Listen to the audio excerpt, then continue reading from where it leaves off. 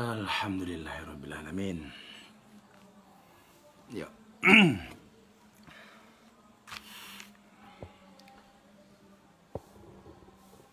Oke. Assalamualaikum warahmatullahi wabarakatuh. Alhamdulillahirabbil alamin. Assalatu wassalamu ala asyrofil anbiya wal mursalin sayyidina wa maulana Muhammadin wa ala alihi wa ashabil mujahidin adh-dhahirin. Ala dini wa ala kulli nadin salih wa liqadain al-qabul al-fatihah. A'udzu billahi minasy syaithanir rajim. Bismillahirrahmanirrahim. Alhamdulillahirabbil alamin arrahmanir rahim maliki yaumiddin. Iyyaka na'budu wa iyyaka nasta'in ihdinas siratal mustaqim siratal ladzina an'amta 'alaihim ghairil maghdubi 'alaihim waladdallin amin. Ila hadratin Nabi Mustafa Muhammadin sallallahu alaihi wasallam ila hadratin man Al-Fatihah. A'udzu billahi minasy syaithanir rajim. Bismillahirrahmanirrahim. Alhamdulillahirabbil alamin arrahmanir rahim maliki yaumiddin. Iyyaka na'budu wa iyyaka nasta'in ihdinas siratal mustaqim siratal ladzina an'amta 'alaihim ghairil maghdubi 'alaihim waladdallin amin. Ala dini wa ala kulli niyatin shalihal Fatihah. A'udzu billahi minasy syaithanir rajim. Bismillahirrahmanirrahim. Alhamdulillahirabbil alamin arrahmanir rahim maliki yaumiddin. Iyyaka na'budu wa iyyaka nasta'in ihdinas siratal mustaqim siratal ladzina an'amta 'alaihim ghairil maghdubi 'alaihim waladdallin amin. Bismillahirrahmanirrahim. Allahumma shalli ala sayyidina Muhammad wa ala ali sayyidina Muhammad bi'adadi kulli da'in wa dawa'in. Allahumma shalli ala sayyidina Muhammad wa ala ali sayyidina Muhammad bi'adadi kulli da'in wa dawa'in. Allahumma shalli ala sayyidina Muhammad wa ala ali sayyidina Muhammad bi'adadi kulli da'in wa dawa'in. Allahumma shalli ala sayyidina Muhammad wa ala ali sayyidina Muhammad bi'adadi kulli da'in wa dawa'in. Li khamsatun udfi biha haral waba'il hadimah al-Mustafa wal Murtada wa ibnahuma wa Fatimah. Li khamsatun udfi biha haral waba'il hadimah al-Mustafa wal Murtada wa ibnahuma wa Fatimah. Li khamsatun udfi biha haral waba'il hadimah al-Mustafa wal Murtada wa ibnahuma wa Fatimah. Li khamsatun udfi biha haral waba'il hadimah al-Mustafa wal Murtada wa ibnahuma wa Fatimah. Alhamdulillahirabbil alamin. Malam hari ini kita masuk kajian keempat di malam 5 Ramadan, meneruskan kajian kitab Wasiyatul Mustafa. Diniati kita belajar, saya belajar, jenengan belajar, kita belajar bersama-sama. Mudah-mudahan ada kebaikan di bulan Ramadan ini jauh lebih baik daripada Ramadan sebelumnya. Oke, kita mulai ngaji. Wah, Bah Jaroh ganteng hadir. Wah. Halo Gus Badal, ngaji dulu ya. Ini Gus Jaroh ini badalnya Abah Miftah kalau ngaji. Kalau nggak bisa berangkat ngaji, yang badali Bah Jaroh, Gus Jaroh. Pondok Pesantren Ibnu Hadi di Prambanan. Bismillahirrahmanirrahim. Ya Ali, la yaqbalullahu ta'ala salatan bila wudu'in wala sodaqotan minal haram.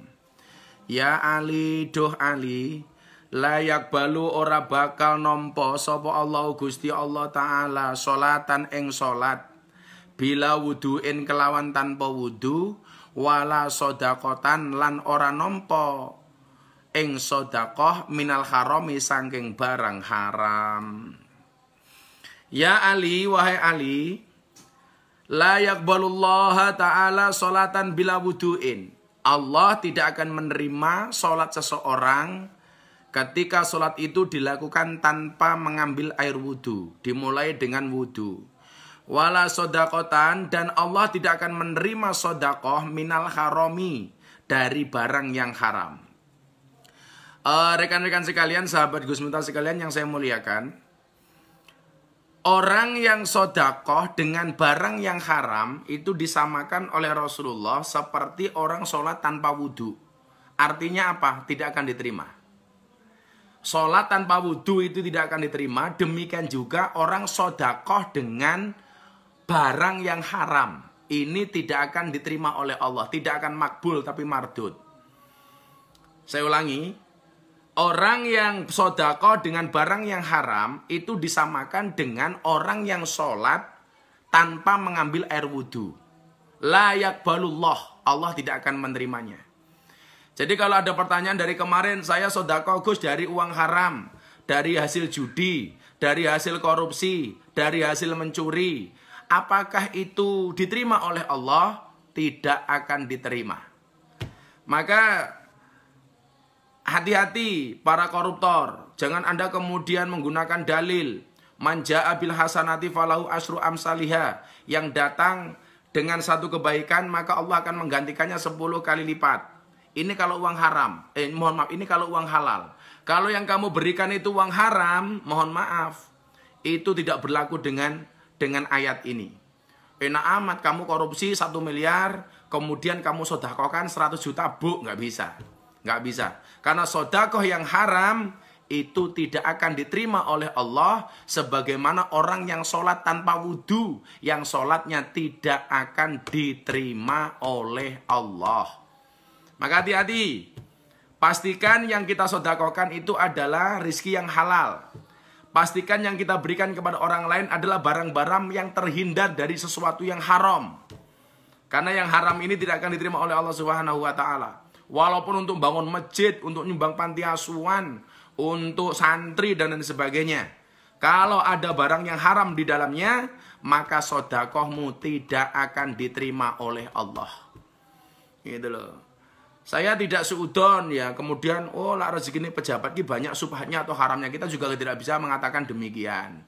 Tidak bisa mengatakan demikian. Tapi kalau jelas mereka itu koruptor, itu jelas uang haram. Maka kalau uang dari korupsi disedekahkan, menurut hadis ini tidak diterima oleh Allah. Hati-hati. Maka kenapa kemudian saya itu kalau ada orang mau ngasih duit, saya tanya dulu ini uang apa, dari mana, asalnya dari mana. Jangan sampai kemudian rezeki yang ada di saya ini tercampur dengan rezeki yang haram. Karena apapun juga, saya harus ngurusi santri. Santri-santri ini calon kiai di masa depan. Jangan sampai kemudian saya menafkahi santri saya dengan barang-barang yang haram. Na'udzubillah min dzalik, summa na'udzubillah min dzalik. Ya. Saya ulangi. Sedekah dari barang yang haram tidak akan diterima oleh Allah sebagaimana orang sholat tanpa wudhu. Ayo, lah sholat tanpa wudhu lah, ya rasah atau sholatmu? Rasah. Makanya kalau mau sholat wudhu, kan begitu. Kalau bahasanya Wali Songo apa? Seluku-seluku batok, batok ela elo, si romo menyang solo leolai payung muto. Itu adalah merupakan kajian toharoh coro siire Wali Songo. Seluku-seluku batok, huslu batnaka, mandikanlah batinmu. Batoe ela elo batnuhu la ilaha illallah.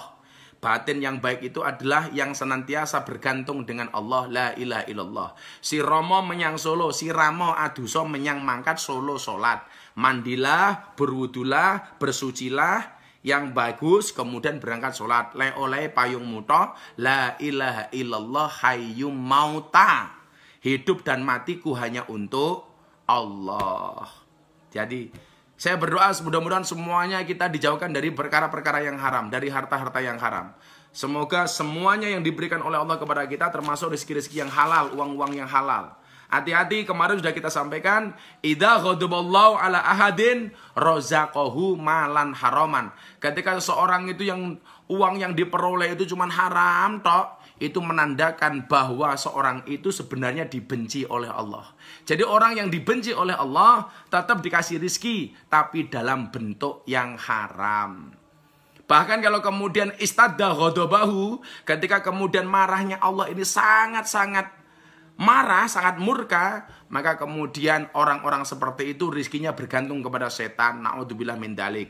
Dia tidak lagi kenal halal haram. Kemudian apa? Wa yuzghiluhu bidunya aniddin. Dia lebih sibuk dengan urusan dunia daripada urusan agama. Wa yusahilu lahu umura dunyahu. Urusan-urusan dunia digampangkan, meninggalkan urusan-urusan akhirat. Wa yaqulullah, dan setan mengatakan Allah ghafurur rahim. Santai wae bro, Allah itu Maha Pemaaf lagi Maha Penyayang. Na'udzubillah min dzalik, summa na'udzubillah min dzalik, ya.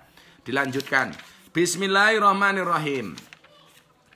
Ya Ali, wahai Ali, la yazalul mu'minu fi ziyadatin fi dinihi ma lam yakul al haram.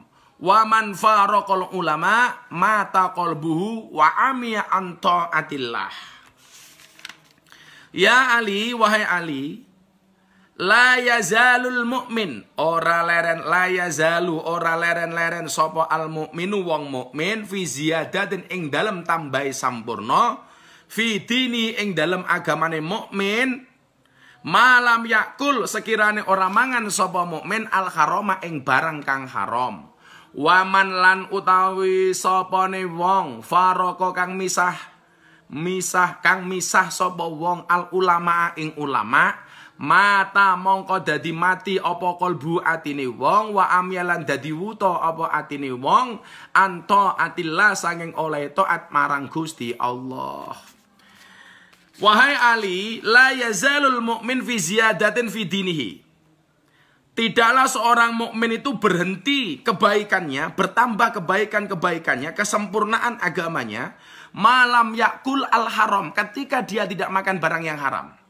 Ketika seseorang itu tidak makan yang haram, maka kebaikan agamanya ini akan terus menerus baik. Tidak akan pernah berhenti kebaikan, kesempurnaan di dalam dia beragama. Maka kemudian Anda lihat ya, kadang-kadang banyak kiai-kiai desa, kiai-kiai kampung itu yang hari ini saya mau membuat postingan tentang donasi untuk kiai-kiai desa itu. Mereka itu yang menurut Gus Dur kiai-kiai yang ikhlas, yang mukhlis, yang keikhlasannya tidak perlu diragukan lagi.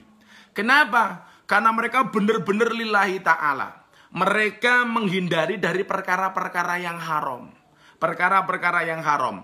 Jangankan yang haram, yang subhat saja kalau bisa ditinggalkan, apalagi yang haram. Maka kehidupan mereka itu nyaman gitu loh.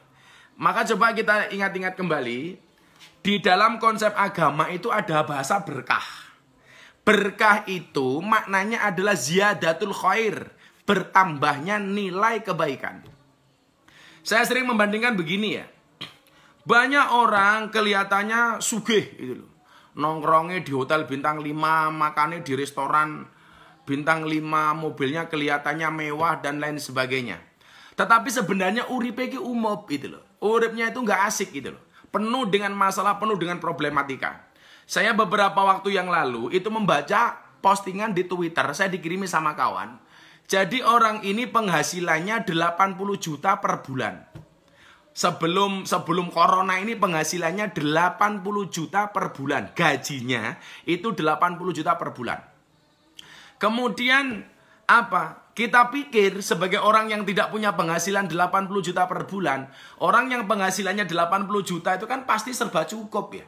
80 juta bro. Tapi ternyata setelah 2 bulan corona ini uripe ambiar. Kenapa ambiar? Rumahnya KPR seharga 3 miliar. Dia tiap bulan harus nyicil bank sekian puluh juta. Mobilnya kreditan. Artinya apa? Dia harus ngangsur bayar kredit. Sekarang tiap hari dioyak-oyak sama debt collector.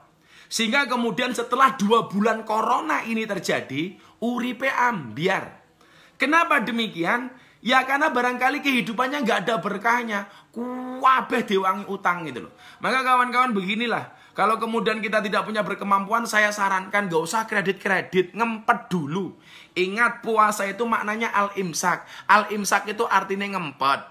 Maka tolong kalau kemudian kita belum berkemampuan, nggak usah kemudian gaya hidup kita ini melebihi penghasilan kita, melebihi pendapatan kita. Ini contohnya 80 juta per bulan, hari ini uripe mohon maaf ambiar. Gara-gara apa? Rumahnya masih kredit perumahan KPR. Tiap bulan dia harus bayar sekian puluh juta. Mobilnya mewah tapi juga mobil kreditan. Hari ini dia dioyak-oyak sama debt collector. Baru 2 bulan terjadi corona ini, sekarang dia sudah habis-habisan. Mohon maaf, ini barangkali menurut saya indikasi bahwa hidupnya ini tidak berkah. Maka kemudian apa? Ya karena itu gitu. Karena gaya hidupnya ini terlalu tinggi gitu. Maka kemudian saya itu sangat respect, sangat-sangat hormat kepada orang-orang desa ya. Kelihatannya motornya cuman etek-etek, ya kan, makannya cuman sambal, tiwul sama tempe sama ikan asin. Tetapi hidupnya bahagia. Tanahnya hektaran, sawahnya hektaran. Tapi ayam, kenapa? Sertifikat rumahnya ini, sertifikat tanahnya di rumah, nggak digadaikan, nggak di bank. Ini yang namanya sumaker, sugih macak kere. Sumaker, sugih macak kere. Tanahnya hektaran, sapinya puluhan, tetapi hidupnya ini sederhana, makan seadanya, cuman pakai sambal bawang, makan cuman pakai sayur seadanya, gitu kan? Tetapi motornya cuman ya biasa-biasa saja, tapi dia nggak punya utang. Maka menurut saya hal seperti ini jauh lebih membahagiakan daripada kelihatannya mobilnya mewah, ya kan? Gayanya rumahnya bagus, tetapi ternyata dia punya tanggungan yang begitu banyak. Ini yang namanya kermasu, kere maca sugih. Maka mohon maaf, hidup itu yang kita cari keberkahan. Makna keberkahan itu adalah ziyadatul khair, bertambahnya nilai kebaikan. Lah, bagaimana supaya kemudian hidup kita bertambah berkah? Ternyata salah satu cara mendapatkan keberkahan itu adalah la yazalul mu'min fi ziyadatin fi dinihi malam yakul al haram. Syaratnya adalah supaya hidup kita berkah ini jangan makan makanan yang haram, jangan mendapatkan rizki dari rizki yang haram.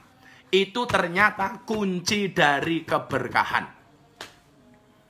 Kunci dari keberkahan.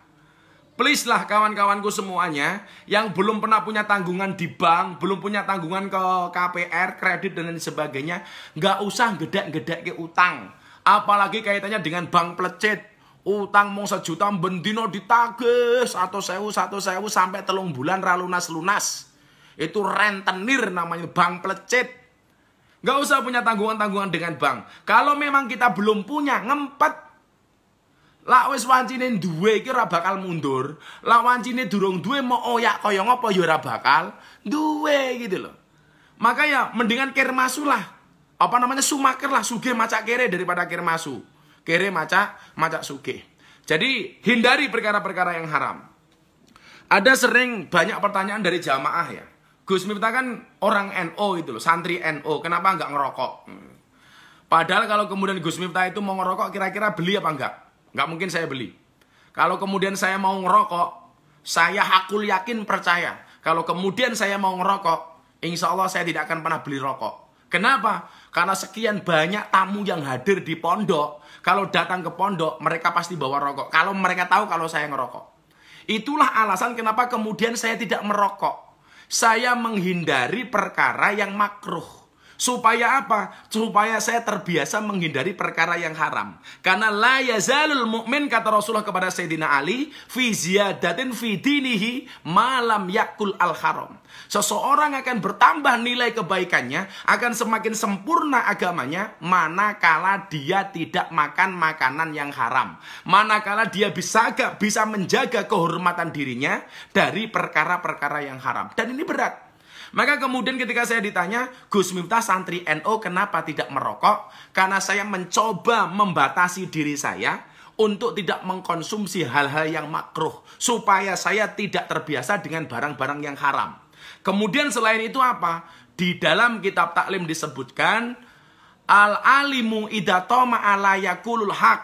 Walaupun seseorang itu alim, tetapi dia toma, maka dia tidak bisa berkata yang benar. Maka mohon maaf, kalau kemudian ini saya ngerokok, ini saya pribadi ya. Kalau kiai-kiai yang lain pasti punya pertimbangan sendiri-sendiri. Tapi saya nggak pernah memusuhi para perokok, walaupun saya tidak merokok. Selalu saya bela mereka bagi orang yang mengatakan ini haram dan lain sebagainya, walaupun saya tidak merokok. Saya katakan begini ya. Kenapa kemudian saya menggunakan dalil al-alimu idza tama ala yakulha? Orang alim itu kalau dia tomak tidak bisa ngomong yang benar. Kalau kemudian saya merokok, ada tamu datang. Mungkin dalam hati saya mikir, kira-kira tamuku nggawa rokok apa ora. Maka itulah alasan kenapa saya tidak merokok. Yang ngerokok monggo, apalagi kiai-kiai NU kan ni'matul udud ba'da dahar. Nikmatnya udud itu setelah makan.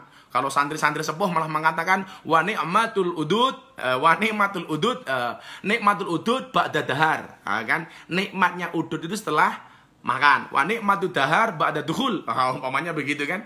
Kalau saya alhamdulillah, saya mencoba itu. Karena kiai saya di Sragen, itu Abah Syarif Hidayatullah, beliau mengatakan begini, nak, kue solak dadi dai, dadi kiai, ojo sekali, lah iso kue menghindari sing perkara-perkara makruh, perkara-perkara subhat, supaya kamu tidak terbiasa dengan perkara-perkara haram. Oh nggih kiai. Yang kedua, kalau besok kamu jadi kiai, jadi dai, tolong hindari Tomak. Hindari tomak. Jangan kemudian kamu punya pengarap-ngarap. Termasuk masalah rokok ini. Ini saya dapat ilmu dari Abah Sarif Hidayatullah Sragen. Makanya yang rokok monggo, tapi saya punya prinsip seperti itu. Kalau dia mengatakan, apakah Gus Miftah nggak doyan rokok? Insya Allah saya doyan. Tapi alhamdulillah saya bisa menjaga kehormatan diri saya dengan tidak merokok. Yang merokok monggo, gitu loh. Tapi saya insya Allah tidak sampai hari ini. Jangan sampai kamu tomak, kata kiai saya. Kenapa? Tomak itu hurufnya 3, itu jelek semua. Tok, oh, itu kan bokongnya gede, awake cilik. Mem, ndase gede, sikile cilik. Sing paling gilani apa? Ain, cangkeme ombo, wetenge gede. Itu loh. Maka kemudian ketika berbuka puasa pun itu saya mengurangi. Karena saya ingat firman Allah, innallaha la yuhibbul musrifin. Allah itu tidak menyukai orang-orang yang berlebih-lebihan. Tadi sekilas saya di Facebook ada Gus atau Hari Umam ya. Saya mau konsultasi nih kalau beliau masih lihat. Pola buka dan sahur saya itu begini dokter. Dokter Gus atau Hari Umam, guru kita dari Bantul ini. Dulu ketua Ansor. Dokter yang luar biasa lah menurut saya. Kalau barangkali beliau masih lihat ini. Saya itu kalau buka itu cuman minum, kemudian makan camilan seadanya. Kayak hari ini saya cuma makan pisang sama beberapa biji kurma, sama minum air kelapa. Seperti kebiasaan saya pengajian, saya minum air kelapa. Saya nggak makan sampai hari malam ini. Ini setelah saya buka itu sholat maghrib, kemudian sholat isya. Biasanya saya ngaji 1 juz Quran, kemudian lanjut ngaji online seperti ini. Nanti selesai setengah 10, saya nge-gym, saya treadmill. Kemudian saya volley dengan santri, membersamai para santri. Sekitar jam 11 malam, saya baru makan buka puasa plus sahur. Sampai pagi saya sudah nggak makan lagi. Menjelang imsak, saya cuma minum air putih. Barangkali dengan 1-2 kurma lah. Makanya kapan? Besok lagi. Jadi setiap hari, metabolisme tubuh saya itu seperti itu. Tapi saya rasakan saya nyaman gitu loh. Buka puasa plus sahur jadi satu.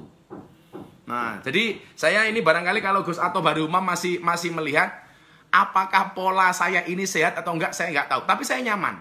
Dan saya mencontoh siapa? Mencontoh guru saya. Maulana Habib Lutfi bin Yahya. Guru kita semuanya. Satu saat ketika saya bulan puasa ketemu sama Abah Lutfi, waktu itu di Duren Sawit. Beliau itu tidak langsung berbuka puasa. Beliau itu hanya ngerokok sambil ngopi, kemudian makan camilan, dahar camilan seadanya. Lah ternyata ketika saya bertanya sama beliau itu sahur dan buka puasanya dijadikan satu. Sekitar jam 1 atau jam 2 malam. Itu saya contoh itu loh. Dan ternyata ketika saya contoh Ramadan ini, saya enjoy banget. Begitu adzan maghrib, Allahu Akbar, Allahu Akbar. Saya minum sekedarnya, membatalkan dengan kurma. Kemudian makan pisang 1. Ini sudah saya beraktivitas sehat. Perut saya nggak terasa lapar, saya nggak lemes. Habis ini saya masih bisa nge-gym, masih bisa treadmill, nanti masih bisa volley 5 set sama santri. Habis itu saya baru makan buka plus sahur. Ternyata saya sehat. Itu yang saya contoh siapa? Guru saya, Maulana, guru kita semuanya, Abah Habib Lutfi bin Yahya Pekalongan. Coba anda jajal deh, paling semaput gue. Saya satu yang belum nyontoh, yang belum bisa nyontoh kebiasaan Abah Lutfi itu soal dahar beliau. Ini saya sampaikan kepada kawan-kawan ya.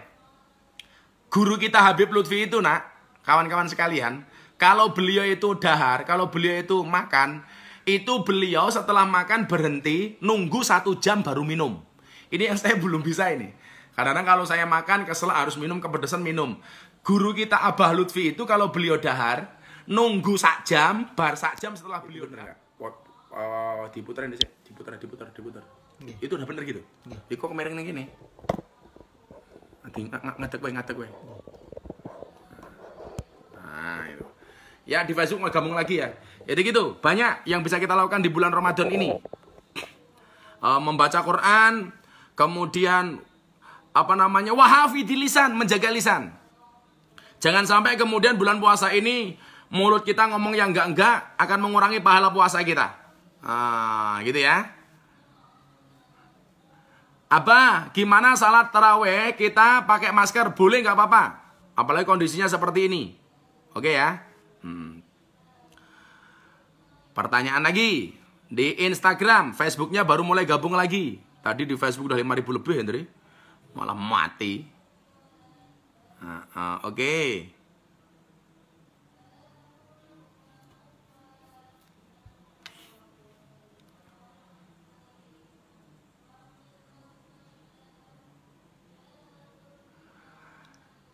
Gus, apakah ketika kita sholat taraweh boleh mengikuti imam yang berbeda? Boleh.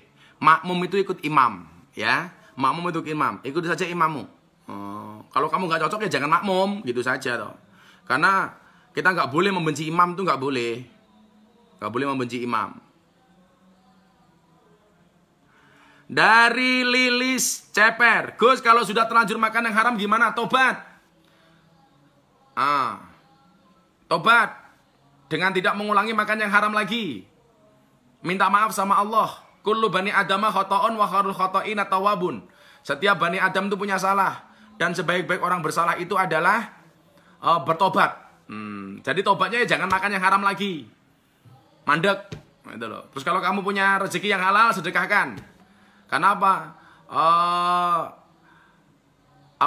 Ikutilah perbuatan burukmu dengan perbuatan baik. Jadi kalau kamu sudah terlanjur makan yang haram, kamu punya rezeki yang halal, sebagian rezekimu disedekahkan, insya Allah berkah. Diniati tobat, ya. Dari Pitok 42, Gus, nek tarawihnya dikasih jarak 1 meter boleh? Boleh. Kondisi corona seperti ini boleh. Nggak apa-apa, harus malah. Ya. Sorry yang di Facebook ya, baru bisa gabung lagi karena tadi ambiar itu. Tahu-tahu mati sendiri. Semalam juga kayak gitu, saya nggak tahu problemnya apa. Atau karena HP-nya udah terlalu tua.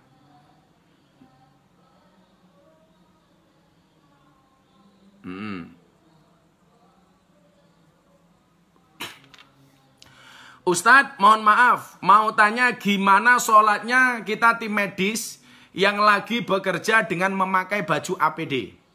Sholatlah sebisa mungkin.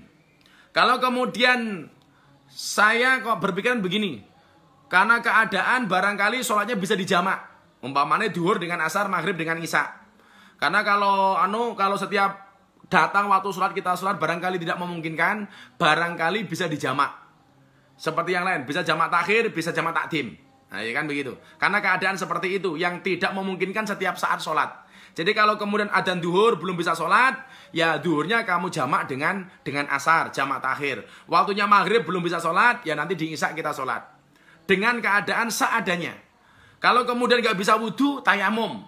Karena memang kondisinya sangat-sangat darurat. Pakai tayamum aja nggak apa-apa. Gitu ya. Jadi jangan sampai kemudian gara-gara alasan APD kemudian kita meninggalkan sholat. Naudzubillah min dzalik, summa naudzubillah min dzalik. Tetap sholat walaupun dengan keadaan seminim mungkin. Gitu ya. Tetap sholat. Semangat untuk tim-tim medis yang ber-APD. Allah bersama kalian. Doa kami untuk kalian. Gitu ya. Kemudian sinyalnya kok muter-muter terus Gus. Aku nggak paham itu. Kalau punya saya udah lancar ini.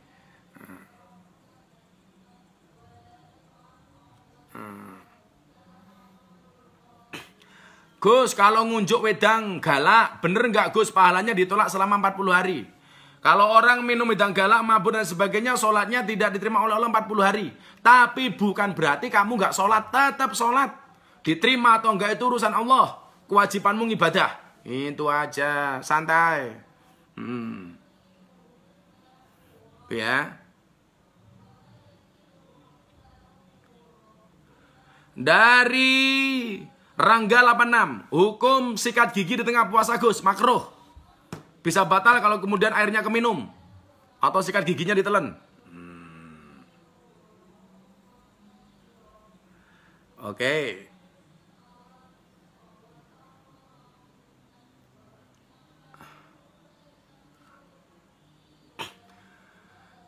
Nah.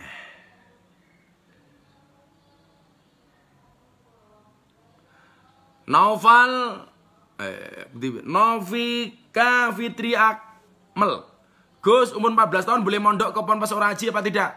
Di sini rata-rata usia mahasiswa ya. dan sampai saat ini belum menerima santri sampai corona berakhir. Ngenteni corona berakhir, yang mau mondok silakan. Setelah corona berakhir.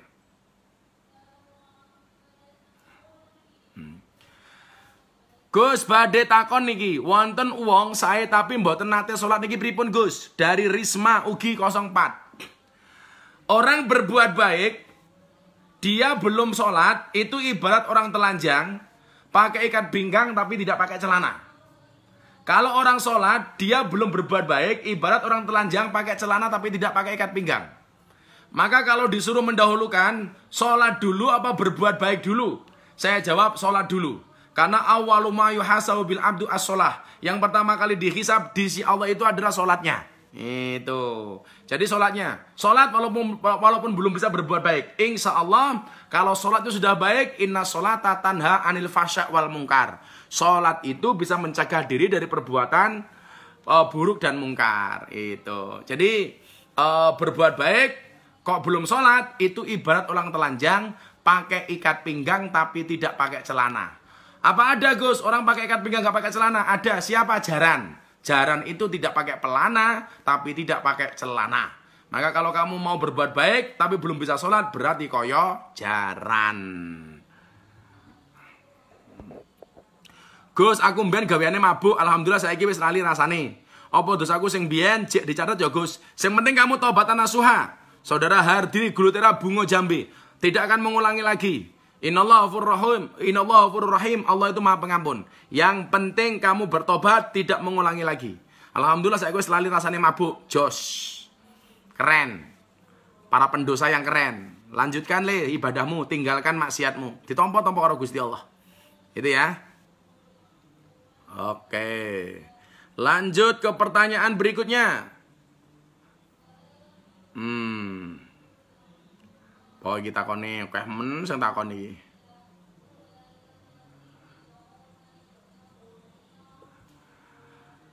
Zulfa Budi, kalau imsak sebelum subuh Gus masih minum. Ya namanya imsak ya sebelum subuh, goblok men. Oh. Namanya imsak itu sebelum subuh. Imsak itu 10 menit sebelum adzan subuh. Masih boleh minum Gus? Boleh. Masih boleh sahur? Boleh. Sementing sebelum adzan subuh berhenti. Adzan subuh pokoknya berhenti. Yang namanya imsak itu ya sebelum adzan subuh. Kalau subuh jadi ora imsak, kuwi imsak yang tenane gitu. Jadi masih boleh imsak kamu minum masih boleh. Ya. Oke, sekarang dari Facebook, pertanyaan dari Facebook. Assalamualaikum Gus, apa bedanya puasanya makruh dan batal? Dari Tristi Roviana. Kalau makruh, kamu melakukan perkara yang makruh itu belum tentu membatalkan puasa. Contoh tadi kumur-kumur dalam wudu, ketika puasa itu makruh, tapi tidak membatalkan puasa. Berpotensi membatalkan puasa kalau kemudian kita ketelen. Itu. Makanya karena punya potensi membatalkan puasa itu maka dihukumi makruh. Wah, terima kasih Pak Paulus Pangka. Ini lagi dari lembaga Lefrit. Nah, Pak Paulus Pangka. Beliau kawan saya Nasrani tapi luar biasa ini. Selamat malam Pak Paulus Pangka. Sehat-sehat. Doanya untuk kami. Ratna Akurniawan. Assalamualaikum Gus. Gimana caranya biar orang tua saya membolehkan saya hidup mandiri dengan suami? Setiap saya mau ngontrak sama suami nggak boleh. Kamu yakinkan bahwa kamu mampu? Bahwa kamu bisa luar biasa ketika kemudian hidup bersama suami. Gitu ya. Sopo sucarni ngupil wae to Gus. Ya men to upil-upilku dhewe rung-rungku dhewe kok wewet. Ngupil kok ora oleh wong gatel lho, Nduk. Kowe iki gatel maka tak pilih mergo gatel. Ian Cahya Nugroho, Gus tanya. Katanya kalau sahur itu dilakukan di akhir mendekati imsak, kalau tengah malam bagaimana Gus? Sunahnya itu menyegerakan berbuka puasa dan mengakhirkan sahur. Sunahnya. Tapi kalau kemudian Sahurnya di tengah malam bagaimana Gus? Boleh, nggak apa-apa. Tapi sunnahnya memang di akhir waktu mendekati adzan subuh itu malah sunnah. Begitu luar biasanya ajaran Kanjeng Nabi. Ngerti lah buka ki wonge luwe segera. Begitu sahur supaya kemudian kita kuat puasa seharian, supaya nggak lemes, maka kemudian kita diakhirkan buka puasanya. Nah, ini apa namanya? Diakhirkan sahurnya. Ini menurut saya luar biasa. Gitu ya. Gitu. Kemudian pertanyaan selanjutnya. Gus, temanku tanya, kalau kita puasa tapi pacaran bagaimana Gus puasanya? Tidak membatalkan puasa, tapi mengurangi pahala puasa. Tapi pacaran itu kemudian bisa membatalkan puasa kalau pacarannya berlebih-lebihan. Bos, bagaimana kalau saya pergi sama pacar saya naik motor, boncengan? Caranya gimana? Gampang. Pacarmu di depan, tengah dikasih galon, kamu di belakang galon. Jadi yang kamu rangkul adalah galonnya. Orang ngajar ramen gawean, pacaran ya.